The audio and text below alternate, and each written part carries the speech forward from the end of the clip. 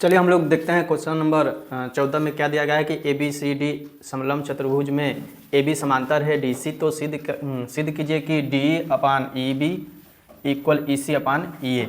ठीक ना। तो चलिए हम लोग सबसे पहले क्या करते हैं कि एक समलंब चतुर्भुज बना लेते हैं। इसको ए बी और सी डी मान लेते हैं और इसमें ई दिया है, तो क्या करते हैं कि बी और खींच लेते हैं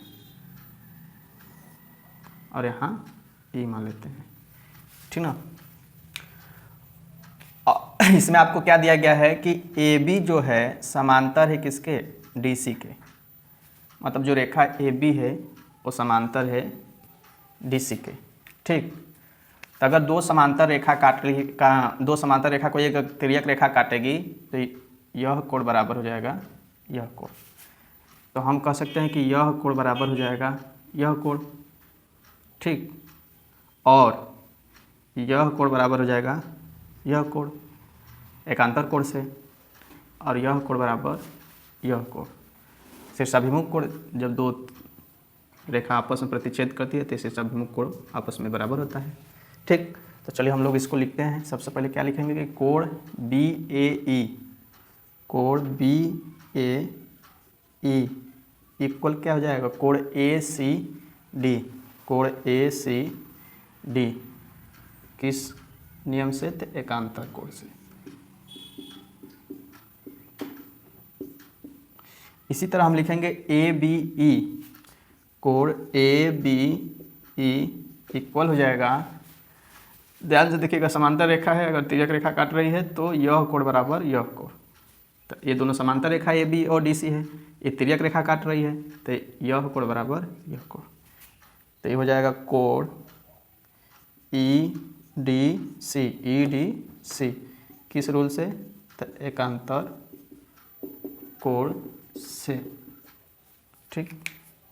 अब देखिए, अब दिखाएंगे ए ई बी, कोण ए ई बी इक्वल हो जाएगा कोण डी ई सी, कोण डी ई सी क्यों इक्वल हुआ, क्योंकि शीर्षाभिमुख कोण है आपस में, शीर्षाभिमुख कोण। शीर्षाभिमुख करता है दो प्रतिच्छेद रेखा के आमने सामने का कोण क्या होता है, बराबर होता है। ठीक ना। अब देखिए यहाँ इस वाले त्रिभुज में इस वाले त्रिभुज में सभी कोण आपस में बराबर हैं, तो हम कहें कि भुजा मतलब एंगल मतलब कोण के नियम से जो आपका त्रिभुज होगा ए ई बी समरूप होगा त्रिभुज डी ई सी के, त्रिभुज डी ई सी के। ठीक। तो अब दोनों समरूप हो गए तो इनका अनुपात भी आपस में बराबर होगा, तो अनुपात लेंगे क्या, डी बटे के ई बी बराबर सी लिख सकते हो या तो ई सी लिख सकते हो, ई सी बटे के ई ए, यही हमें सिद्ध करना था। इति सिद्धम।